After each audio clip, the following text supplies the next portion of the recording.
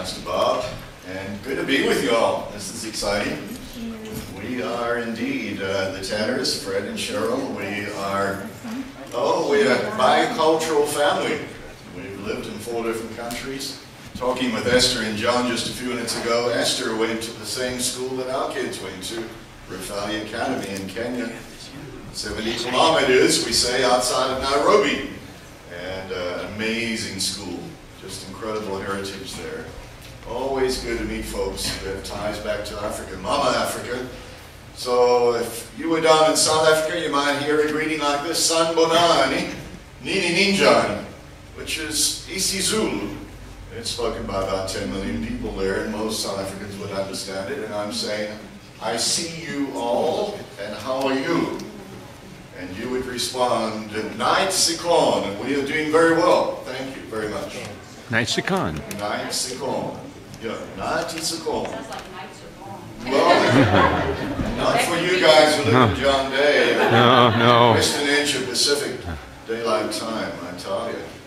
We were driving down here yesterday and thinking about the heritage each of us have. Cheryl's dad grew up in a farm in Minnesota.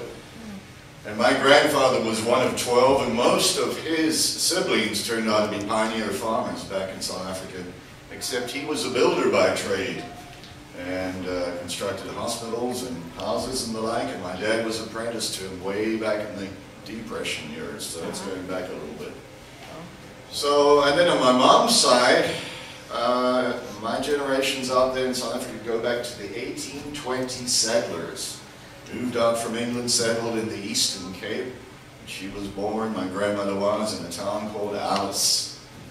Alice is famous because it has Fort Hare University. And for a whole generation, the leaders, the political leaders, certainly through Central and Southern Africa, graduated from that university. And Nelson Mandela, our first president in South Africa in 1994 on, and his comrades, many of them would have received an education right there at Fort Hare. So, interesting side note. On my grandmother's side, there was mining. So gold mining, as you know, was big in South Africa, and that's what founded the city of Johannesburg, sometimes known as the City of Gold. And my mom was born just on the east side of Johannesburg. Her dad was a miner, and they moved to what was then Rhodesia in the 1920s. And so she grew up on a mine out on the edge of the bush. And she always said that she was the best shot out of the 3 siblings, 2 brothers and herself. If she didn't shoot for the pot for dinner that evening, there probably wasn't going to be anything on the table. So she was a good one, and a great pianist. And my dad met her while he was prospecting for gold during the Depression years. He and a cousin, Brian, were up in Rhodesia working with a gentleman turned out to be the brother of my mother on a small gold mining operation, hoping to strike it big. So Brian and Bernie, my dad, met Phyllis and Gladys, 2 best friends. And guess what? They each married those young ladies. So that was the beginning of my story. So I was born in Swaziland. My parents had gone to the mission field in 1952. Originally, my mom and dad felt a call to go to China. They were at NNC at the time, and my dad had been in the Second World War and in the Navy, and part of his journeys had been over in China. Felt a call there. My mom felt a call to go to China because her grandmother's daughter had felt a call to go to China, but had died from strep throat on the eve of getting married and leaving for China with her fiancé. So my great-grandmother began to look at her grandchildren and began to say, one of you are going to get the call. And they were all ducking and diving and saying, not me, not me. And but when my mom was 16, she surrendered her life totally to the Lordship of Christ and said, I'll go wherever you want me to go. Now, that was to China. China closed, and the General Church then began to figure out where they wanted to send this couple. And my mom said, I'll go anywhere but Africa. So that's the short story of that one. They were in Mozambique. They only had a visa to be in Mozambique for 60 days at a time, and so they would have to leave, and they would cross the border and go into Swaziland, where Riley Fitka Memorial Hospital had been built by Dr. David Hind, and that's where I was born, and I was delivered by Dr. David Hind. When you're a missionary kid, you know, you don't find people that, many people that you can say, oh, we connect because we've been there together. And we had a missionary speaker when we pastored in Omaha, John Seaman. He was born in that same hospital, delivered by the same doctor. I'm like, wow, finally I find a kindred spirit, somebody I can connect with, that we were born in the same hospital. So I grew up, my folks then moved from Mozambique into South Africa, and they became, my dad was the principal of the Nazarene Bible College at that time. And then in 1966-67, they were asked to transfer back to Mozambique, so they'd learned Portuguese. And my dad was to set up the seminary there in Mozambique. And I went to boarding school. It was not a Christian boarding school like Rift Valley Academy. Rift Valley Academy was started by the Africa Inland Mission. The cornerstone was laid by Teddy Roosevelt on one of his wonderful trips to Africa to get trophies, animal trophies. So I left boarding school. I was a teenager. I don't know where the teenagers are. I'm assuming over here. I was 12, 13 when I went to boarding school. I loved South Africa. South Africa was where I had grown up. It was my culture, and now we were moving to a Latin culture. And I was a blondie, reddy, blue-eyed teenager. And I felt like these Latinos were really in my space, and I did not like that. So I was quite happy to go to boarding school. My mother cried copious tears. I'll come back to that story. Fred's going to tell how he came into the Church of the Nazarene. So my parents, right after getting married, moved to the city of Durban. Durban is this huge, bustling port. It's the busiest port in Africa. It's on the eastern coast of South Africa. And it's a very tropical climate. You know your geography, you say, now wait a minute, it's outside, it's south of the tropical Capricorn. How could it be tropical? There's a warm ocean current that flows down the east coast of Africa called the Mozambique, or the Benguela current, pardon me. And that creates incredible heat and humidity. The seasons have switched, so we're going into summer here. It's now winter down south in South Africa, so January, February, March are incredibly hot and humid. Muggy and buggy, you get the picture? And that's where I grew up. I was 4 years of age one day when there came a knock at the door. And you know, as small boys do, with my brother Keith, who was 5 years older than me, we went round to peer at the front door and see who Mom was talking to. And the gentleman's name was Pastor Fenimore, and he was from the local Church of the Nazarene. No one knew Church of the Nazarene much in those days. Although my dad, who never went to the church at all that I can remember in my lifetime except one occasion, and I'll tell you about that in a bit, he would talk about it as being like the early Wesleyan Methodists. And I always wondered, why did he describe it that way? Well, there was a group of people who settled in South Africa in the 1850s, one of whom was my great-grandfather as a little boy. And they were classified Wesleyan Methodists in the identification of that particular group that settled and homesteaded in my home province. So here comes the knock at the door. Pastor is knocking, saying to my mother, do you know of any boys or girls who don't go to Sunday school in the neighborhood and maybe would like to go? And my mother thought for a moment, and she was a God-fearing woman. She always read a Bible every evening, and she read a devotional book. I can remember her doing that. She said, well, I have 2 boys, and they need to go to Sunday school. And I think quietly she was saying to herself, plus they'll get out of my hair. And they won't be having accidents. Because I used to love to ride my tricycle down the steep concrete driveway in our home. And the only way I knew to stop my tricycle was wait until I hit the garage doors, which were always down, and put my feet out. And so I was the most adventurous of Mrs. Tedder's 4 sons. She always said that, and it's proven to be true. So off we went to Sunday school, my first exposure to a local church in the neighborhood. And that's where I first heard the songs. of Sunday school, the same ones we often sing over here. We love for our grandkids and great-grandkids, and we no doubt have son as well. Jesus loves me.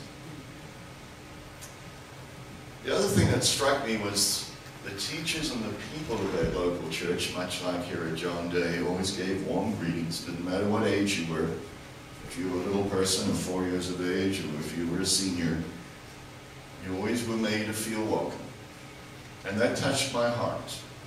Because you see, as I grew up into early pre-adolescence, around 11 or 12, I discovered that things weren't quite so harmonious at home. There was definite discord in the family home, and there were arguments late at night. I would hear them when I was in bed, and I was thinking, this doesn't sound good. The tone of the voices between my mother and father were not good. The upshot was my parents were divorced after 30 years of marriage. And that was devastating for me. It hit my brother and I hardest. We had 2 older brothers who by then had left home and were out working. And I remember distinctly feeling like everything in my world had been turned upside down. And I became angry. I became angry at God, whoever he might be. And I was angry at just what had happened. And I was angry at my dad. And I was angry at the woman my dad remarried, because it turned out they had been carrying on a secret affair. Until one day when I was 16 in high school, and so I would have been, what, an equivalent of a junior, I think at that age in South Africa, you matriculate, graduate from high school age 17 typically. And one day I distinctly remember God saying to me, well, Fred, you've got a choice here. What your dad and your stepmother did and broke up your family home was not right. But you have a choice. Are you going to forgive them? Or are you going to hold on to this bitterness and anger and carry it around in your heart like cancer for the rest of your life? Because as much as you want them to know how angry and upset and teed off you are, it's doing more harm to you. And so you have a choice. What they do with what they've done is between them and me. God seemed to be saying that you have to make a choice. And that's what God began to deal in my heart with. And over a period of time, only by his grace, and as we come to know him as personal Lord and Savior in our lives, and what a privilege I had of committing my life to him and knowing that forgiveness for me, for those things I knew I needed to fess up on. God began to bring healing to my heart and life. And as I later on went to college, and as I met a young lady that I had known some years before going to college, Nazarene Theological College in South Africa, I earned the degree that her dad, Dr. Floyd, had accredited school with in relationship with Canadian Nazarene College as it was then. I began to realize that God had distinctly worked in ways I could never have dreamed or imagined, because I had a great love for my stepmother. And she loved not only me, she loved Cheryl, she loved our 2 kids. And when she passed away in '98, and I talked to her biological daughter, who we were reconnected with here recently, beginning of this year, after a period of about 40 years. As I talked to Brenda on the phone, she said, you know, my mom really loved you. And without a moment's hesitation, I could say to her, and I really loved your mom. That is the grace of God that redeems and changes. And I thank God for that in my own life. Well, I was my senior year of high school at this boarding school. And boarding school in South Africa is a little bit like the military here, maybe not. Well, I don't know. Anyway, it was very strict, had very strict rules. When I was in the 7th grade, I was motivated to read through my Bible every year, because my great-grandmother, that one, you know, that had been praying for missionary, before she went blind, she had read through her Bible 72 times. And she died 4 years after that. She was a great preacher, tall lady.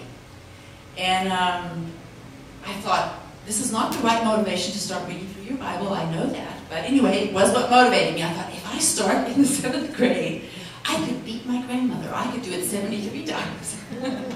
So I'm like reading through the Bible. And then when I went to high school, my parents now were transferred over to Mozambique, and they said, this is not our choice to send you to boarding school. But in order for us to do God's will, this is what we have to do. But God has a plan for you. And there are people in boarding school that you will be able to reach that obviously we can't, because we're not that age. So again, that's like giving a bone to a dog. For me, my personality is very, I can do that. So I went to boarding school, would read through my Bible, Standard 6, which is 8th grade, 9th grade, 10th grade, 11th grade, 12th grade. In the 12th grade, you had these, everybody wants to know what you're going to do. So what are you going to do? And I'm like, I don't know, what are you going to do? Oh yeah, my personality, I just want to come back at people. So, but I was reading through, and I get to this passage of scripture in Romans chapter 10 where it says, how will they know unless somebody goes and preaches? And the Lord really spoke to me, and I went, well, okay, fine. And closed the end of my Bible reading that night, turned off the light, went to bed. Could not go to sleep. I heard somebody say they didn't sleep well last night. Couldn't go to sleep. I heard the Lord say, get up and go down the passage or hallway and talk to Sylvia. And I said to God, God, you know the rules in boarding school. The rules are you don't wander the hallways after lunch. I will be in big trouble. But I could not go to sleep. So I said, okay, God, I hear you. If I open my door, I look down the hallway, and I see that her light is on, I'll go. Well, all the lights are off except hers. So I went down to Sylvia, and I knocked on the door. We were writing what we call mock finals. This was September. And they were very, very important. In South Africa, the school system is, the exams are so, those 3 weeks of final exams, your senior year of high school, are so intense.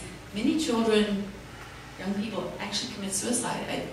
It's intense. I said, Sylvia, I'm sorry to interrupt, but I see your light is on. Is there something going on? We still had a week of school to go. And she started to tell me, and then she'd say, no, you're too innocent. And anyway, this went on for 5-6 minutes, and I realized, we got to get to bed. And I said, Sylvia, if you can't tell me what's going on, I'm going to go to bed. We both need our sleep. Then she told me, her mom was running away with our school principal that night. This was a small community that where the school was. Devastating, would have created a lot of scandal. It's a school principal. I looked at her, I said, you're right, Sylvia. I am too innocent. But, and I don't know what to say to you, I'm really sorry. But I do know we can pray, so anyway, I just hugged her and we prayed and I went to bed. When I got to bed, the Lord said to me, remember that verse you read? I want you to go into full-time Christian service. I want you to be a pastor, a preacher. Oh, then I said, excuse me, God. You know, my mom's a preacher, my dad's a preacher, my brother's a preacher, my great-grandmother was a preacher. I've got cousins who are preachers, I've got uncles, my great-uncle. In fact, where we pastored in Salt Lake City, my great-uncle pastored in the 20s. Hello, God. You know, you need to call some other family. Go pick on somebody else. But I came to NNC in January that year,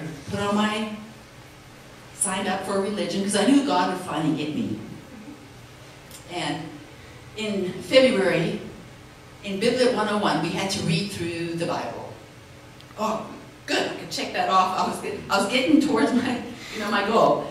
And I get to Jeremiah chapter 1, and there in Jeremiah chapter 1, Jeremiah says, I am too young. I'm just a child. I cannot do what you've asked me to do. God says, don't call yourself a child. I have called you. Now go. So I raised my hand and surrendered. I said, okay. All right. I was 17. Because I'd gone to school in South Africa, my senior year of high school counted as my freshman year of college. I was already a junior. And I was with these men who were 20. You know when you're 17, a 20-year-old seems like really old. And I said, okay, God, I surrender. I'll do what you want me to do. So I did my degree in religion. I went to seminary. And then I was called to be on staff at Denver First as their children's pastor. Now, wouldn't you know, God would talk to me about age again. I'm now 61. And we'll talk a little bit more in the service about the rest of the story. But as God has been dealing with us about going back to Africa, again I said to him, excuse me, God, are you not aware of my birth certificate? Remember when I was born, September 20, 1954, Swaziland, Raleigh, Memorial delivered by you. Remember that? You know that, right? Why are you calling us old people, us 61-year-olds, to go back to South Africa and do this amazing thing that you've planted in our hearts? You know, God has a wicked sense of humor. I don't know about you, but when I'm doing my devotions, He knows exactly where I need to be reading. So I was reading in Daniel, chapter 4 and 5. It's kind of a fun chapter. Daniel chapter 4 is the story of Nebuchadnezzar, where he refuses to give glory to God, and you know, he has to go out and eat. He becomes an animal for 7 years. And I'm like, oh, I don't want to do that. I don't want to be an animal. I don't want to eat. I don't want to become that much of a vegetarian. I really love my meat. So She does. She's a steak lady right here. Nebuchadnezzar, you know, after 7 years, it says, he comes to his senses. And God restores him. And then chapter 5 is the story of his son, Belshazzar, who doesn't follow in his father's footsteps. And he throws this big party, and there's this writing on the wall, and nobody can interpret it, and finally they find Daniel, and Daniel comes, and Daniel says to him, because you failed to give God the glory, the one who actually holds your very breath in his hands and owns the very road you walk on, your life is going to be over soon. That was like, I don't know what verse that is, but you go a little bit further in that same chapter to the very last verse of that chapter. And again, I said to, as I read that, I said, okay, God, I understand. You own my breath, or you hold my breath, and you own the road. This is in these last 4 months of my life. Get to the last verse. Do you know what the last verse of that chapter says? Chapter 5, it says, and Darius the Mede took over the kingdom, and he was 62. I promise. I did not write it in my Bible. It's there. And the Lord said to me, Sheryl, you tried to do excuses when you were 17. You were too young. And now you're throwing that same thing at me. You're saying you're too old. This is the last conversation you and I are having about age. You can tell why I fell in love with it all those years ago, can't you? That's a great story in itself. We met over a rugby game, which real men play rugby, you know, to donate blood, play rugby, that kind of a game, wear very little padding, etc. And she was back in 1978, I believe it was, in my home city of Durban, visiting with her mom, Libby Perkins, who was suffering with cancer, but felt compelled of God to go back and visit a lady called Rosa that Floyd and Libby had ministered to in Mozambique many years ago, and had been going through a hard time, and now Rosa was in hospital with leukemia in my home city, remarried to a gentleman called Neil. They attended my home church, and so came the weekend, and the pastor's daughter, PKs are a lot of fun, by the way, preachers' kids aren't, just as MKs are, right, Esther? And, you know, you think about it. And so Debbie said to Sheryl, Debbie the preacher's kid said to Sheryl the missionary's kid, I know this guy who for a free lunch, he's tall and skinny, and he will take us to a rugby game if we offer him a free lunch. That was me. Do you remember the old string bean cartoons that used to be in the youth mag of years ago in NYPS days? Some of you would. Anyway, I looked like string bean back then. I was tall and skinny and thin. And off we went to a rugby game. Unbeknown to us, I was cheering for the home team. I thought my team, but we were sitting right in the middle of the bleachers in the stands amongst the opposition supporters. So about the time I was cheering for my team, the rest of the people around me going, yeah, who's your... Sheryl admired my courage. I was just being young and naive and a little stupid, but she thought, wow, this guy stands up for what he believes and is passionate about, his favorite sports team. And so we went to church that weekend. She was staying in the parsonage with the pastor and his wife, who had been students of Cheryl's parents. And Ian was a character.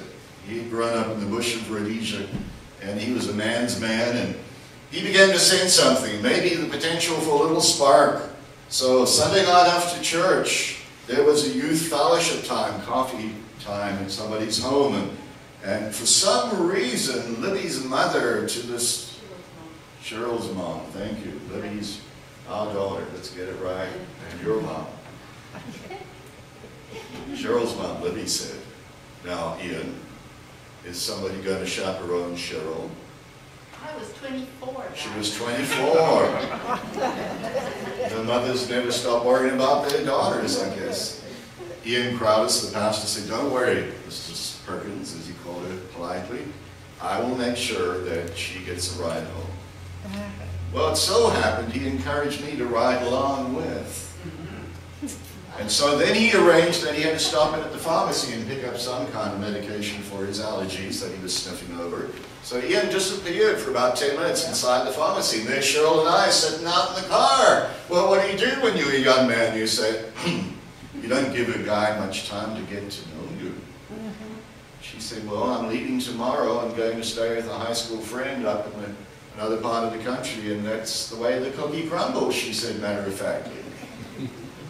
But she wrote a thank you card for my taking her to rugby, and she put her name and address in big block letters inside. So a week later, I stop in at the pastor's office, and Pastor Ian says, there's a letter for you from Sheryl Perkins. And I said, who's Sheryl Perkins? But I knew exactly who she was. You see, I had sensed in her that was a young woman who had faith, who had passion for listening to the voice of God. And yes, had some strong opinions with that red hair. But long story short, I went on to college. We wrote to each other for 4 years. We didn't have connectivity and social media in those days, but we did upgrade it to sending cassette tapes. And they were 60 minutes long. Well, you can't talk about the sports and the weather only. You've got to talk about your life and what's going on and what's God saying to you. And it reminds me of this passage from 1 John chapter 5. This is the confidence that we have in our relationship with God. If we ask for anything in agreement with His will, He listens to us. 1 John 5, verse 14. Verse 15 says, if we know that He listens to whatever we ask, we know that we have received what we ask from Him. It's the Common English Bible. As we began to get to that point where we were discovering what does God have in mind for each of our lives and our call and what that might look like, I went on a trip to Kruger National Park, one of the wildlife parks, one of the great wildlife parks in southern Africa, with friends from college. And while there, we discovered it was springtime. Love was in the air, and the animals were having a great time finding mates. The impala antelope, of which there are plenteous amounts, huge amounts. You can always tell people who are first time in the park, they stop and take photos of impalas. The rest of us are saying, nah, there's 40,000 of them. You want to look for the good stuff. Keep going. But it was the rutting season. And at night, we heard these sounds, and they were deep and guttural. So the next morning, we said to the ranger in the park where we were staying, in one of those camps, what is going on? We thought we heard lion. We thought we heard some predators. He said, no, those are just the impala. Well, I wrote to Cheryl while I was there, and I talked about that. In fact, I sent her a tape. She didn't get the message. But she had a good friend, Kenna, who was a little wiser than her at Denver First Church, who said to her, now, you're saying that you've got this relationship going with this young man from Africa, whose name is Fred. Could I listen to a tape where I can hear him talking? Because Kenna had Cheryl's best interests at heart. They used to go swimming, they used to hang out, they used to do life together. And so Sheryl chose what she thought was a safe tape to give her friend Kenna to listen to, totally innocent. Kenna returns the tape and says, Sheryl, did you hear the biggest come on I've ever heard in my life? This young man talking about the impalas and mating season in Kruger National Park? Sheryl said, no, I didn't know. I was always very innocent, you know. One time my brothers in boarding school said to me, now Cheryl, if you're walking down the passageway in the middle of the night and you see a young guy in the hallway, don't be scared. I'm like, well, what would they be doing there? They went home and said, Mom, you've got to have the talk with this girl. She has no clue what's going on. So at the end of that year, Fred and I, we were married at Denver first, stuck in the greatest snowstorm, 3 feet of snow, because I really wanted this African to experience snow. And we went to Zimbabwe, where the Lord had opened up a door for us to minister there. We were there for a year. We were national missionaries. And at the end of that year, we transferred over to the South African district, and we pastored a church in Maritzburg / you're going to have to help me here with the name. Oh, sure. It's located in an area that used to be called Sophia Town. In the 40s and 50s, it was the music and arts and cultural center of much of the black African culture. That's where Miriam Makeba, Hugh Mazakela, would have played in the clubs, and that's where people grooved and enjoyed the music of that era. And no doubt there would have been a young attorney called Nelson Mandela who probably hung out. So you'd have to read the history of South Africa to really, you know, understand some of the dynamics. This was the 1980s. It was a very violent time in the country. We were newly married, and we started a family. Both of our children were born in the South Rand Hospital, which was over on the East Rand. And after Libby was born, she's named after my mom, we moved over to be on staff at the Regent's Park Church of the Nazarene. And then our second child, Roland, was born at the same hospital. And during that time, our senior pastor, who was a missionary, but he'd been given special dispensation to also pastor a local church there, came home on furlough. And he was asked to be the DS of a district in Southern California. So when you're a staff member, you resign too, along with everybody else. And we began to send out resumes to different districts here in the United States, and there was nobody bit. And my dad had been handing out our resume on the Bible College campus. He and my stepmom, Phyllis, she was the dean of the Bible College. My dad was a professor there. And long story short, it landed in the hands of the DS from Nebraska. So we left South Africa not knowing where we were going. We just packed up, sold up, bought enough. We sold up. People would come to buy our furniture, and we'd say, we're really sorry, this is really not a yard sale. You have to pay this for that chair you're buying, because we would like all 4 of us in the family to go back to the States.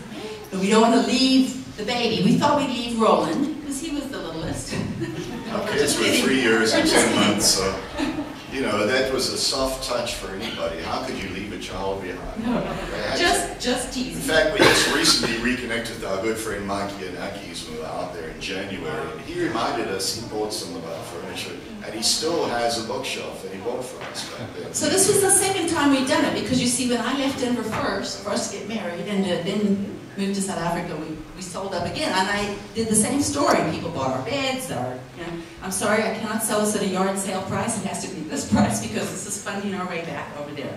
Now we're doing it, coming back to the States. And on our last Sunday at the church, we just said, come and visit us. We didn't know where we were going to be. We had no clue. We landed in Chicago, coming from the southern winter. This is now the northern summer. My kids have winter clothes on, and it is hot. And I start stripping them down. And as Fred came out from being interviewed, he had his visa and a green card at that time. And I'm crying. He goes, what are you crying about? I said, I just want to go home. He says, I hate to tell you this, but we don't have one. We're homeless. We landed in Denver, and my stepmom says to me, oh, by the way, this church wants to interview in Omaha, Nebraska. And growing up overseas, you don't know American geography. I had read the National Geographic, so I knew there was Boys Town in Omaha, Nebraska. I had no clue where this place was. But we spent 11 wonderful years there pastoring, and that was a God thing. We landed on July the 8th, 1988, and on 8/8/88 we drove an ugly duckling van to Omaha, Nebraska. And Drew our last $100 and went to an amazing assignment. And in 99, then the Lord again, He says, whoops, I want you to go back over that way. So we did it again, sold up everything, flew over, pastored a church plant just outside of his home church. And in the middle of that, the Lord interrupted us. And the regional office called and said, would we be willing to go to Malawi and be the mission coordinators there? So we spent 4 wonderful years there. And that's when our children went to boarding school, up to Raffaele Academy. Little did I know. You know, I had heard my mom tell stories about what it was like to send her kids to boarding school. For me, boarding school was just one great adventure. I loved it. So I'm like, oh, you guys get to do this just like Mom. Our kids went to boarding school. We were unable to go with them. So we relied on the missionaries who were there to take them to the school and get them settled. And only years later, I think they were here in college, Roland and Libby are in the back seat of the car. And Roland says to Libby, so remember that first night at Rift Valley when we sat out on there was like a stone wall watching the sunset. Remember how tough it was? I'm like, oh God, I'm so glad I didn't know that. I think what carried them through were the tea breaks. Yeah. But you know, since then, it's been amazing. Both children are married now. At Roland's wedding, both at Libby's wedding, she got married in Casper, Wyoming, to an attorney. She's pastoring, planting a worshiping community in Casper with the Presbyterians. Roland is a youth pastor in Kansas City. At both their weddings, the missionary kids, at Roland's wedding, he had his groomsmen flew in from Australia, from Kenya, and from the United States. There were 14 of his graduating class who attended the wedding. I know. Cheryl made curry and rice. And those missionary kids were so polite. I think it was a group of 20 of their spouses and partners and whatever. And they went through last, and they absolutely loved the taste of Africa, which was, you know, South African style curry and rice. Where I grew up in the city of Durban, there's over 1 million Asian Indians, descendants that have settled there, merchant people, workers, and so on today, an important part of the new South Africa. As we get to this point, of course, when we came back, and we'll tell more in the service, but we called our children to tell them. They're like, really? Mom and Dad, you guys? We're going to start having babies. Grandkids, finally! You know how big that is. And our daughter, you know, she just like, Mom, what? Okay, anyway, she listened to the story. She and her husband, she's 30. He's 32 or something. Anyway, about 2 weeks ago, she called us. She giggled. She said, I don't know why I was struggling. Us Tedders have always done this. You know, we just kind of, we hear the voice of God, and off we go.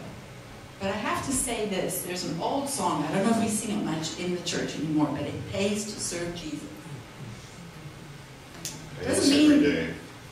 Pays every step of the way. There is pain. There is sorrow. There is heartache. There's parting. All of those things are part of it. But when you look back over your life and you say, and you meet somebody who's like, oh my goodness, you too. You say, oh, what a privilege. Now that doesn't mean everybody goes. God calls us all to be in mission and touch lives where we are. And that, we'll share a little bit of the story, because that boarding school friend of mine, Moira, is the one who, during this time in my prayer life, in the last 4 months, I said, God, okay, we'll go, but where are we going to live? And what kind of furniture will we have? And I really wanted a washing machine. And I wrote a letter to my friend Moira, and I said, she and I were in high school from 8th grade on. She lives in the area that we will be targeting to plant this church that God has asked us to go and plant. She said, you know what, let's house buddy together. That will help me financially. Think about that. From an 8th grade high school friend, we're both 61, we were the youngest kids in our class. And here we are, partnering for God. As we close, part of my call passage comes out of 2 Timothy chapter 1. It says, I know whom I have believed, and am persuaded that he is able to keep that which I've committed unto him against that day. God calls each one of us to be Christ followers. Doesn't matter what we do in our occupations, in our professions, but our vocation is our calling. Jim Gallo says that very clearly in Partners in Ministry. I think he's got it right. Gary Hall, Gary Morsch has said that too. And I think you all here at John Day, as you hear and as you often go and as you give up your daughters and sons, and as you are part of an incredible mission movement, Sheryl and I want to say thank you to you for who you are. Thank you for hearing. Thank you for praying. Thank you for supporting. And thank you for being a presence here in this community. You know, as we drove to John Day yesterday evening, as we stopped at the Corner Cup, it just felt so good. As a young man, David came with a Duck Dynasty beard, a young man who had done an extraordinary thing. He looked up how to make South African jerky called biltong a couple of months back, apparently. He had some elk meat. He's a hunter, imagine that. And he had prepared it just like we would do South African jerky called biltong. And he gifted it to us. Don't know his spiritual condition. Don't know where he is in his personal life. But that touched us. And that's who you have as your mission field here in John Day at the Corner Cup. Works at a care center in Canyon City, according to his Facebook. There are Davids all around us, aren't there? Who really are just needing to know that we can be Jesus with skin on, extend space and hospitality, community, and connectivity. And that's what it's about. Thank you so much. God bless you. Thanks for letting me share.